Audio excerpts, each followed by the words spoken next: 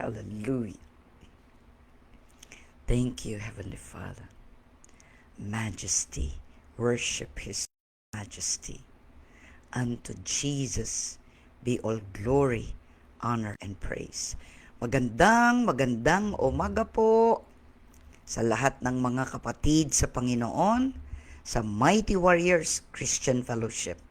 Magandang umaga sa mga kapatid sa Panginoon sa Doha, ang QYCM, mga Reyes Dizon families na dati kong Kalsad Group dyan din sa Doha. Salamat sa lahat sa inyo na patuloy na nakikipag-aral sa amin. At ganun din, pag na-forward pong pag-aaral na ito at kayo nakikipag-aral sa amin, welcome and good morning po sa inyong lahat. Papurihan, maparangalan ng Panginoon sa ating kalagitnaan. Yan, good morning, Sister Evelyn Oblea. Tayo po'y manalangin. Punong-puno ng pasasalamat at pagdakilang araw na ito na pinagkaloob mo sa amin. Salamat, Panginoon, sa mga inihanda mong magiging karanasan namin patungkol sa inyo. Salamat sa isang buhay ng mananampalataya. Salamat sa patuloy mong paggabay at pangunguna sa amin. Nagagalak kami na mag-aral ng inyong salita. Nasisiyahan kami, Panginoon, na nakakakain kami ng mga espiritual na pagkain. At salamat, Panginoon, sa patuloy mong paghubog sa amin sang-ayon sa wangis ng Panginoong Kristo. Mapurihan ka at maparangalan sa aming pag-aaral. At ang banal na Espiritu ang patuloy na magbigay ng tamang kahulugan nito para sa ikabubuti ng aming buhay. Sa iyong kapurihan at kaluwalhatian, Ama, sa pangalan ng Panginoong Kristo. Amen. Amen.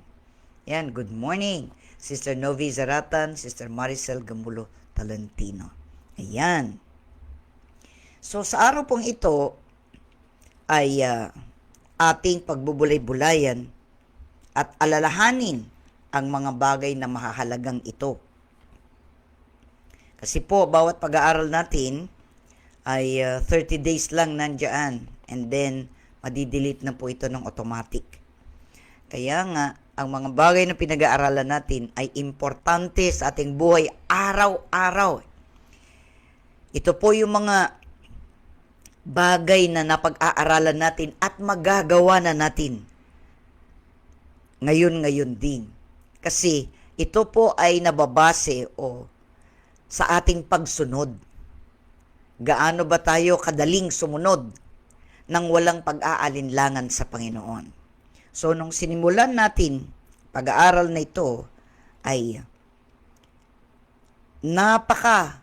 daming mga bagay na ibibigay sa atin ng Panginoon. Itong nagpapasigla sa atin. Alam niyo po ba ang salita ng Diyos ang nagpapasigla ng ating buhay? Kahit gaano ang mga challenges na ating kinakaharap. Ito ay nagbibigay ng karunungan, kaalaman sa ating kaisipan.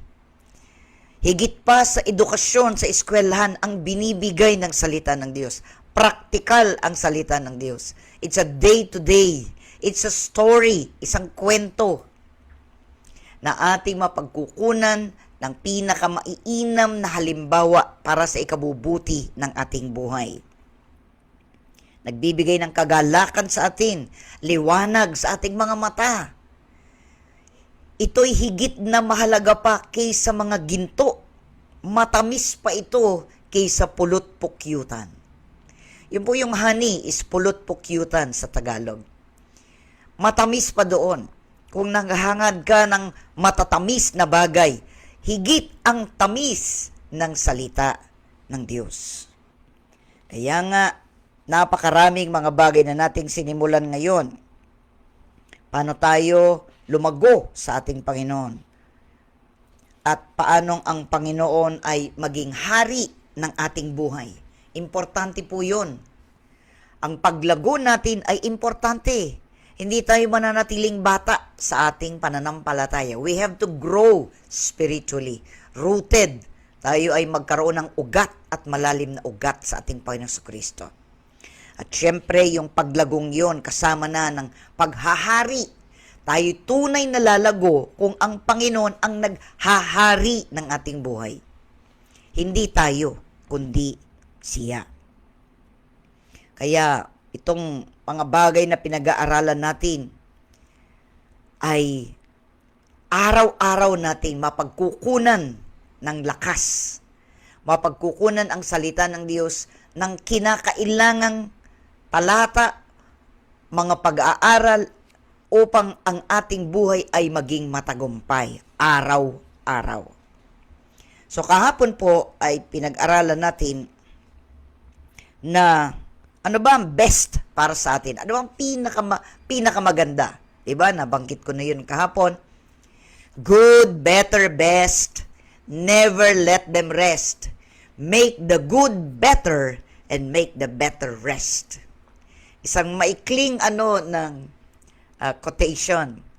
Tandaan po natin yon. Yung ating good, make it better. And our better, make it best. Kasi importante po yan sa ating paglago. Makikita natin, ating mararanasan. We will see with our eyes, we will feel, pati na yung feelings natin, God will take hold of it. Para sa ganon, it will, connected, mako-connect yun. The Holy Spirit of God working in our spirit, and then our soul, and then our body. So yung factor, yung nasa gitna, which is our soul. Ano yon? Yung kakayanan nating mag-isip, our intellectual capacity, our decision-making capacity. Yung kakayanang mag-isip, binigay ng Diyos yun. Yung kakayanang magdesisyon, binigay din niya sa atin yun. At yung kakayanang damhin, the feelings, kasama yon. So it is thinking, willing, feeling. Ayun. Thinking. Think about it. Then, decide. Magdedesisyon ka. Thinking. Ayan. Inuulit ko. And then, willing. Ano yung will? What are you going to decide? Good or bad? Yung gano'n. And then, feeling. Huli yung feeling. Hindi nauuna yung feelings natin kaysa sa ating thinking and willing. Kasi kapag ang nagdidikta lang sa atin, lagi yung feelings, ay feel ko, gagawin mo. Pag hindi mo feel, hindi mo gagawin. Hindi po ganon ang isang mananampalataya. The word of the Lord makes us think of it. Diba? Mag-isip ka. Ano ba yung sinasabi ng salita ng Diyos? Isipin mo yon. Ngayon, base sa iyong pag-iisip, magdidesisyon ka. I will do it for the Lord to bring glory and honor to His name. So, yung feelings, panghuli lang yon. Kasi yung feelings has to do most of the time sa mga bagay na nakikita natin, naririnig natin, nahihipon natin, our touch, nalalasahan natin, our senses, naaamoy natin. So, it's more on dun sa bagay na yon. Kaya nga, we need to put our feelings down. Pinakamababa yun. Huwag yun ang nauuna in our soul part, di ba? We are composed of spirit, soul, and body. So the body will follow, ang katawan ay susunod base doon sa gitna. The Holy Spirit will work in our spirit, but the Holy Spirit need to download it into our soul, and then our soul will download it into our flesh, into our body. Kaya nga, ang buhay bilang isang mananampalataya is always a challenge every day, whether you're going to do it or not. Kaya nga, ang advice sa atin, do it all, di ba? Advice sa atin, do it all for the glory of God. Gawin mo lahat para sa ikapupuri at ikararangal ng ating Diyos na buhay. Na ating Panginoon, tagapagligtas, manunubos ng ating buhay. Kaya nga, kapag hindi tayo nagpasakop ng ganito sa Panginoon, kahit na gaano pa ang mga bagay na ating natutunan noon, magiging busy na tayo dito sa mundong ito. Yun ang iniiwasan natin. Kahit busy tayo sa mundo, kailangan una muna ang Panginoon. He is first and above all things. Siya yung nakahihigit sa lahat ng bagay. Ang Panginoon muna. Be spiritually fed. Kumain ka muna ng pagkaing espiritual. And then you can eat the normal, which is our physical. So, kung kayang titignan ng Panginoon ang itsura ng ating spiritual kumpara sa ating physical, alin kaya ang mas malaki? Alin kaya? Only God can see that, di ba? Ang Diyos lang nakakakita nun. Kung titignan niya tayo in our spirit, paano ba ating spirito? Does it eat regularly? Di ba? Kumakain tayo ng pagkain 3 times a day, may merienda pa, 2. O kung minsan hanggang gabi, may merienda pa, bago ka matulog, nagutom ka pa. Gaano rin ba, ganon din ba ang ating spirito? Do we feed it that way? Baka yung spirito natin mapayat, tapos yung ating physical ay medyo chubby-chubby, di ba? Yan, balansehin natin yan. Our spirit need to be fed first. Para sa ganon, magiging yung order ng ating actions will be based on the order of God. From our spirit to our soul will decide, and then our body will follow. Ganito po. Kaya nga, nagpapasakop tayo sa Panginoon. Kung hindi, magiging abala tayo sa mga bagay ukol dito sa mundo, so mawawala ng puwang ang salita ng Diyos. Masasurround ka na ng iba't ibang mga bagay, concerned ka na doon, kaya makakalimutan mo na ang mga bagay na mahalaga. Kaya nga, ang sabi sa atin, limutin na natin ang ating sarili, pasanin natin araw-araw ang binibigay ng Diyos sa atin na krus at sumunod tayo sa Panginoong Hesukristo. Kaya nga, araw-araw, lahat ng ginagawa natin o ng isang mananampalataya ay ipinaglilingkod sa Panginoong Hesukristo.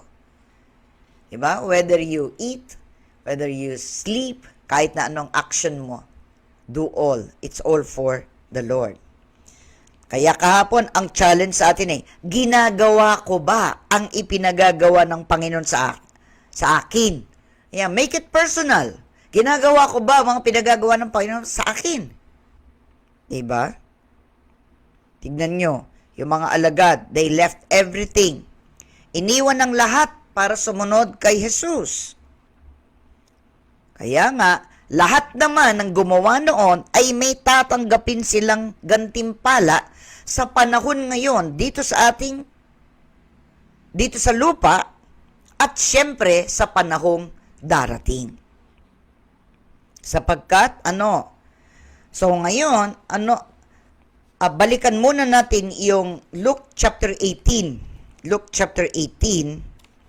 verses 28 to 30.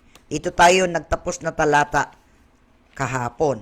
Luke chapter 18. Lucas, 18 kabanata, talatang 28. Luke chapter 18, verses 28 to 30. Luke chapter 18, verses 28 to 30. At nagsalita si Pedro. Diba? Binigyan ko pa ng background nito.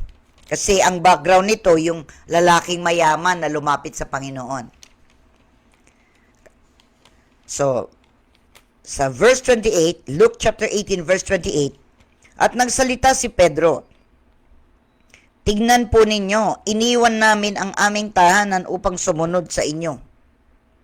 At sinabi sa kanila ni Jesus, tandaan ninyo ito, walang taong nag-iwan ng tahanan, asawa, mga kapatid, mga magulang o mga anak dahil sa paghahari ng Diyos na di tatanggap ng makapupong higit sa panahong ito at ng buhay na walang hanggan sa panahong darating. So when conforme po yan sa ating panawagan. Siyempre, hindi naman po pare-pareho ang panawagan sa atin ng Panginoon. Sometimes the Lord will tell you, iwanan mo lahat, follow me. Diba? Katulad ng mga alagad, they left everything behind. Sabi niya, I will make you fishers of men. He called fishermen. Di naman lahat fisherman, di ba? Pero marami sa kanila ang mangingisda. Yung iba, meron ding ibang trabaho, yung tax collector, di ba? At meron ding Basta yung 12 yon, they are from different backgrounds. Pero yung una niyang tinawag, nung tinawag niya si Pedro, 'di ba? Yung kapatid niya, si Juan, lahat. Silang lahat, ang sinabi ng Panginoon sa kanila, "Come follow me." Halika kayo, sumunod kayo sa akin. Kaya nga, they left everything. Immediately, iniwan nilang lahat. So, ang kanilang mga pamilya, ay iniwan nila and everything. Their trade, lahat. Pero syempre, that was the first. They were the first one. Iba na sa ating kapanahunan ngayon. Whatever it takes, ika nga. Kapag sinabi ng Panginoon iyon, kakausapin ka niya talaga. Kakausapin ka niya. Look at the persecutor na si Paul. Nung una, Saul, then became Paul. Nung una, talagang matindi siya sa lahat sa pag-aaral about the Torah, yung pag-aaral sa Biblia. He's a well-learned man patungkol sa scriptures. Very devoted sa kanyang pananampalataya in Judaism, ika nga. Talagang nauuna siya sa pagsunod sa lahat ng bagay na sinasabi ng salita ng Diyos. Kaya lang, pinipersecute niya itong mga mananampalataya. Inaakala niya na mali ang mga mananampalatayang ito. Kaya nga, pinilit niya na sila ay ibalik sa dating pananampalataya. Ganyan talaga ang gusto niya. Pero, nung nakadaop palad na niya ang Panginoong Kristo, doon niya na-realize ang lahat ng bagay. At yung panawagan sa kanya ng Panginoon, hindi na siya nag-alinlangan. Agad-agad. Nabulag siya nung na-encounter niya ang Panginoon in the book of Acts. Pagkatapos noon, he remained blind for 3 days. So, fasting and prayer siya. Tapos, pinadala niya ng Panginoon si Ananias na isang alagad ng Panginoon. Pinagpanalangin siya, naalis yung pagkabulag niya, tapos nabautismo siya sa tubig, kumain, nagsimula ng mangaral. Kaya nga, iba't iba ang panawagan. Pero sabi ng Panginoon sa kanya, kinausap na siya, I will use you, gagamitin kita sa paghayo, isang tagapaglingkod. He is an apostle. Kasi ang apostle, it means one who is sent. Siya na pinadala. An apostle can be a prophet, an evangelist, a pastor, and a teacher. Pwede. Yung lahat ng yun, fivefold ministries, ay pwedeng iisang taong gumawa nun. Sang-ayon yon sa panawagan ng Panginoon. And then, hindi naman siya mananatiling ganoon. He travels around. Siya ay lumilipat sa iba't iba. Kaya nga, meron siyang Timothy, di ba? Meron siyang Titus. Sila yung mga nanatili sa isang lugar at nagpatuloy na nagturo at nangangaral sa mga tao. While the Apostle Paul goes around, siya pumupunta sa iba't ibang dako ng lugar para ikalat ang mabuting balita ng kaligtasan. So, yun ang panawagan niya. Kaya nga talagang the Apostle Paul has carried talaga, dinala niya yung krus. He was severely persecuted. He almost died. Nung siya ay pinahirapan noon, kahit saan siya pumunta, he is being persecuted. Pero okay lang sa kanya. Alam niya na iyon ay mangyayari sa kanya. He didn't back down. Hindi siya umurong. Hindi siya tumalikod. Nagpatuloy siya. Kaya nga sabi niya, for me, to live is Christ and to die is gain. Para sa akin, ang mabuhay ay si Kristo at ang mamatay ay pakinabang. So, both case, okay lang sa kanya.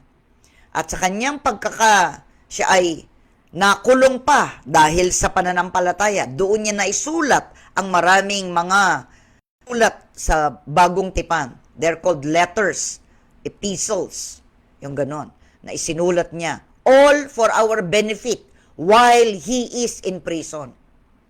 Ganyan. Kaya kung sa atin, are we willing?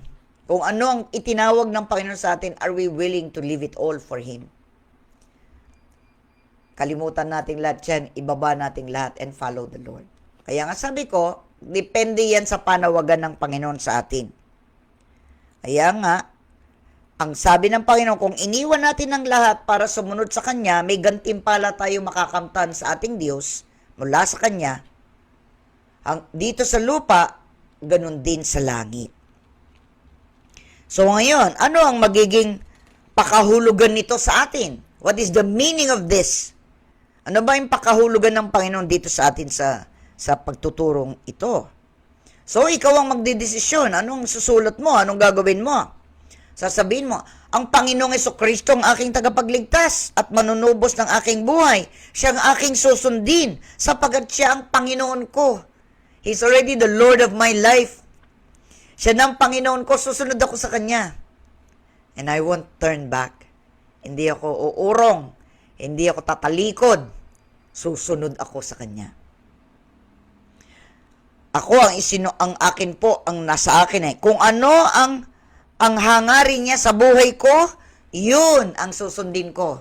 And I've been doing that for the last 48 years of my life in the Lord, magmula nang tumanggap ako sa Kanya. 48 years I've been doing that. Isa nga po, pag nag-aaral ako and I keep on studying, naaalala ko yung lahat ng aming nung pinasimulan namin ito, napakarami naming nagsimula. Pero silang lahat, napunta na sa mundo sa iba't ibang kapamaraan. They were very successful dito sa mundong ito.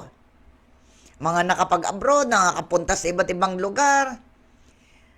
Marami talaga. They have accomplished so much. Kung ikukumpara ko sa aking sarili, sinasabi ko, Lord, maraming salamat sa panawagan mo. I never thought.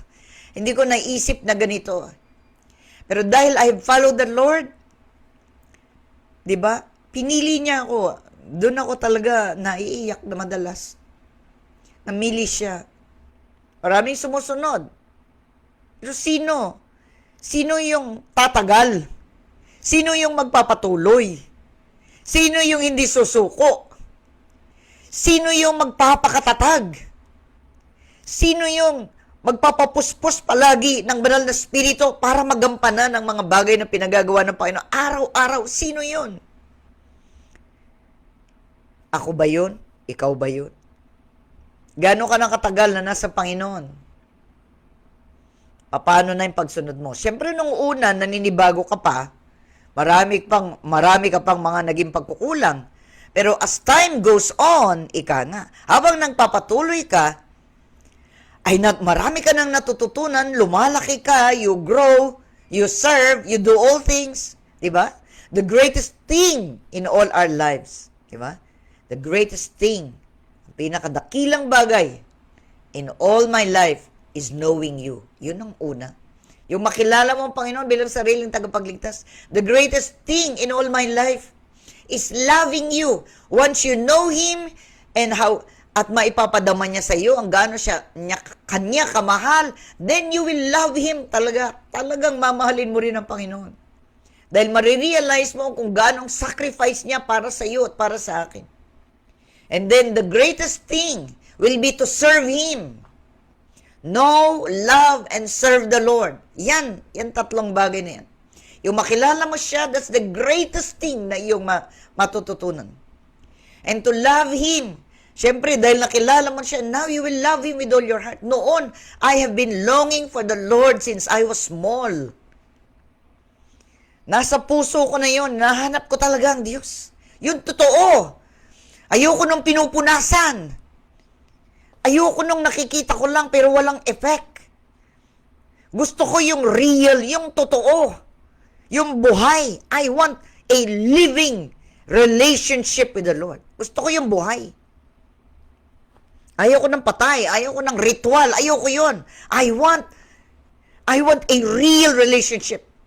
Day-to-day relationship with the Lord. Kaya nga nung tinanggap ko siya, ay talagang humawak ako ng mabuti sa Panginoon. Meron mga pagkakataon na na-challenge ako talaga whether I will stay with the Lord or not. But I chose to stay with the Lord. I chose. Pinili ko talaga na manatili sa Panginoon habang panahon. And every time na nahihirapan din ako, kung minsan gusto ko na sumusuko sa kanyang panawagan, lahat. He will always remind me, ipapaalala sa akin ng Panginoon, that I have promised, na ako'y nangako sa lahat ng bagay, ng pangako, na mamahalin ko siya, paglilingkuran ko siya, uunahin ko siya sa lahat ng bagay. Then I will get up again. Okay, sabi ko, Lord, sige po, tulungan niyo ako, turuan niyo ako. Maging matatag ako sa lahat ng bagay. I've gone through a lot for the last 48 years. But the Lord never gave up on me. And I never gave up on Him as well. The more na sumusunod ako sa Kanya, the more na ipinapakilala niya ang Kanyang sarili sa akin, the more I experience Him. And even the anointing also grows.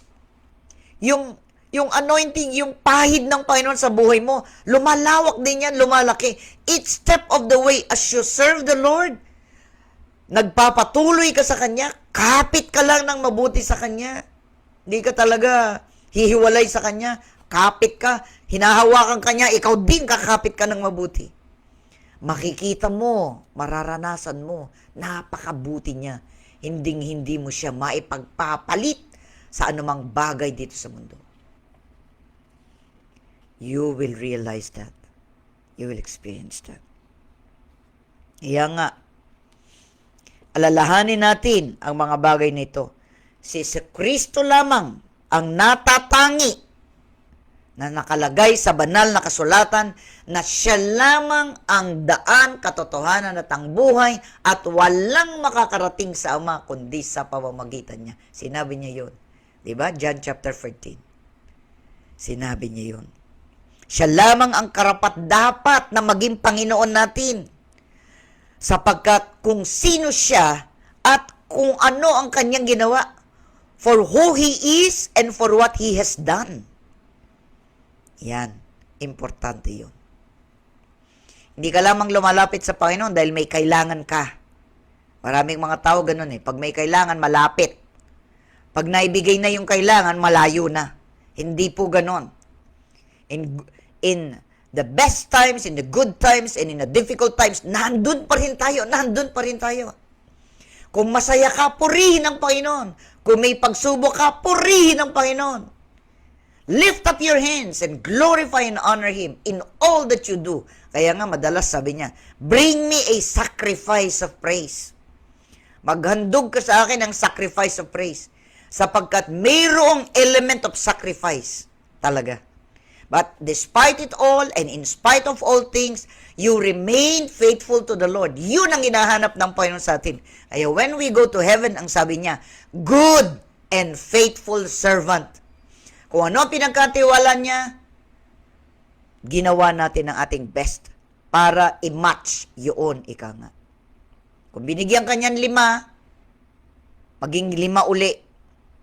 Kung binigyan ka niya ng 4, 4 uli ang ibabalik mo. So, magiging 8 na. So, yung 5 naging 10, yung 4 naging 8, yung 3 naging 6, yung 2 naging 4, yung 1. Diba? Merong 1 na binigyan ng Panginoon. Hindi niya ginamit. Tinago niya. He never used it. Kaya nawalan siya. 1 na nga lang ang sa kanya. Hindi pa niya ginamit. So, it was given to the one who has been most faithful. Huwag natin pabayaan na yung para sa atin, maibibigay sa iba dahil we have not been faithful to the calling of the Lord. Kaya nga, importante na ating alalahanin, He is the Lord of our lives. Siya ang Panginoon ng ating buhay. Siya ang ating susundin. Huwag tayo matatakot sa Kanyang kalooban para sa atin because it is the best. Diba? Sabi niya, Jeremiah 29:11, for I know the plans that I have for you. Plans to prosper you and not to harm you. Plans to give you a hope and a future. Sinabi naman niya. Di naman magsisinungaling ang Panginoon. Huwag kang mag-alala, baka ganito ang gawin nito, baka ganito ang gawin ni Lord. Wala yun. Pag nandun ka na and when you look back at your life, masasabi mo, Lord, you are more than enough.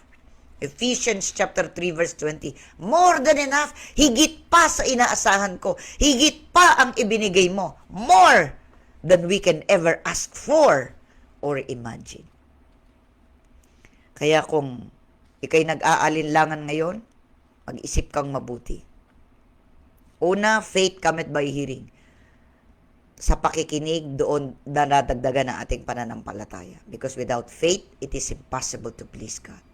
Kailangan manampalataya ka, magtiwala ka sa Kanya. Kaya nga, dahil ang Panginoon Kristo ang Panginoon, anong pananagutan natin? Kilalanin natin siya ng mabuti, ang Kanyang kapangyarihan araw-araw, maging bahagi siya ng ating buhay. Hindi lang tuwing Sunday, hindi lang tuwing Wednesday, or Friday, or Thursday, sa mga gawain. Every day, it's a moment-by-moment experience in the Lord. Whether you are with yourself only or with other people, it does not matter. The Lord is good. He is so good. He's so good to you and to me. Ang tanong natin ngayon lahat ba na ipasakop na natin? Lahat ba? Everything. Binigay mo na ba sa Kanya lahat? Your future. Basta future mo, binigay mo na ba? Kasi kung ikaw ang hawak ng future mo, sure enough, magkakamali-mali ka sa buhay mo. But when it is in the Lord's hands, kapag ang buhay mo ay ipinagkatiwala mo sa Panginoon, you will see, you will experience, taste and see that the Lord is good. Malalasahan mo talaga, makikita mo talaga, napakabuti ng Diyos. In everything that He has done, it's always good. Mabuti talaga. More than, higit pa, ang ibibigay niya sa atin. So, anong kailangan natin gawin? Isuko natin ang lahat. Kung meron pa tayong agam-agam, suko pa rin natin, Lord. Meron pa akong agam-agam, pero kahit na, bibigay ko na. Lahat na, bibigay ko na. Susuko ko na.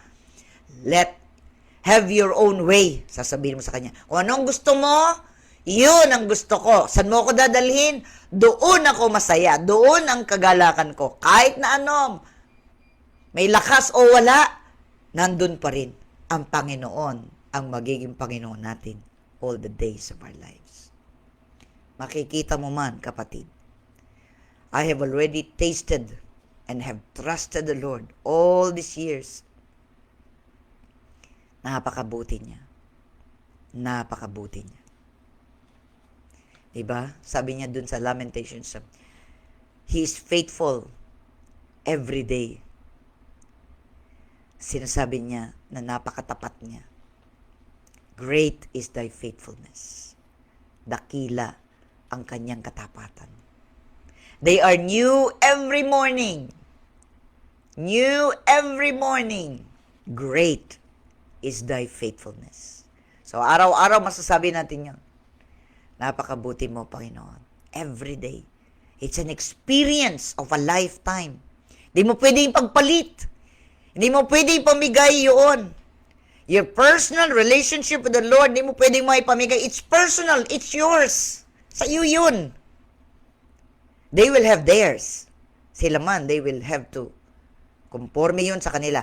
How hungry are you for the Lord? How thirsty are you for the Lord? Determines how deep will be your relationship with the Lord. Tayo po'y manalangin. Panginoon, marami pong salamat as we wrap up what we have learned, Lord.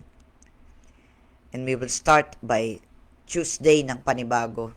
Salamat, Panginoon, sa biyaya mo, sa pagpapala mo, na ikaw ay Diyos na dakila. We thank you, Lord. It's almost like, talaga na, I have to share it. My own personal testimony of you, Lord. Because I have experienced you that much, Lord. Naranasan ko, Panginoon, ang pinakamainam, pinakamabuti, pinakadakila ay ang kilalanin ka bilang sarili kong tagapagligtas at manunubos sa aking buhay. Panginoon, maging Panginoon kita. Lord, maraming salamat po. You can never exchange it with anything in this world. It is out of this world. Makalangit talaga ito. Hindi makalupa, hindi makamundo. It can never be exchanged with the treasures of this world. You are more than a treasure to us, Lord. You're more than gold, silver, or precious stone sa aming buhay. You're more than that, Lord. You're our greatest, greatest, greatest treasure. At kapag kami nasa iyo, we have everything. We have everything. Yan sabi mo. Yan ang sabi mo. You have everything.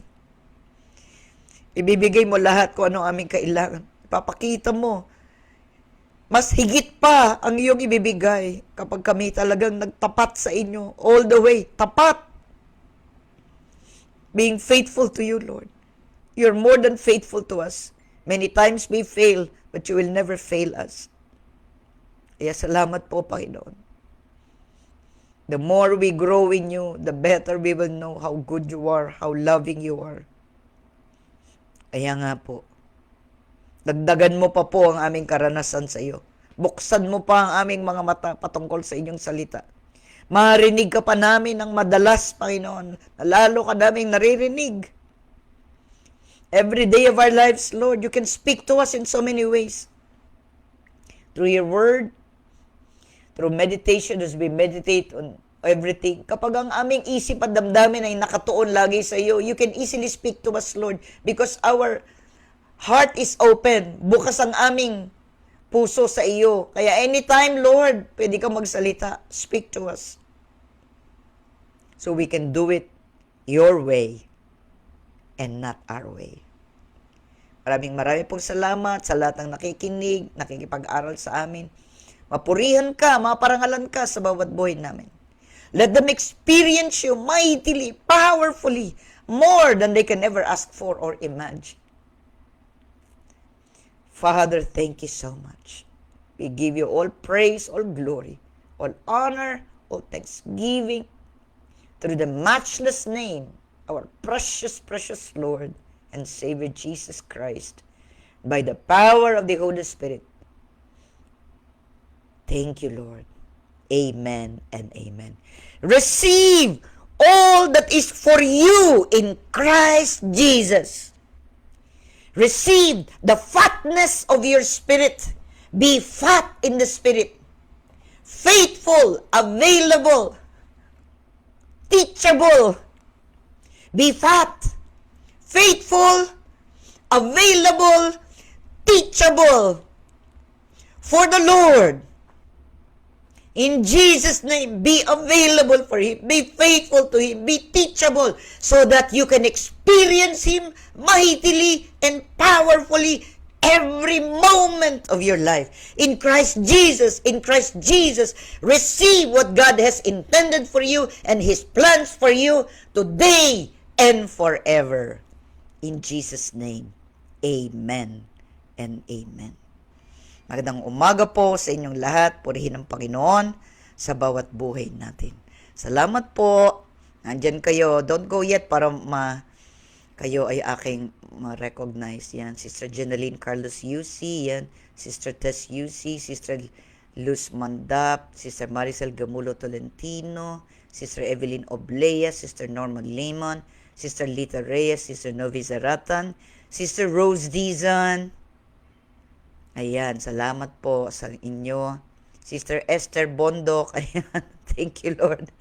Purihin ka, Brother Edgardo de Guzman Carlos, Sister Corazon Carreon. Ayan, salamat po sa bawat isa sa inyo. Purihin ang Panginoon. Spread the word. Share the word every day. God bless everyone. See you po next time. It's Thursday today, so we just have to entrust our lives to the Lord. God bless you.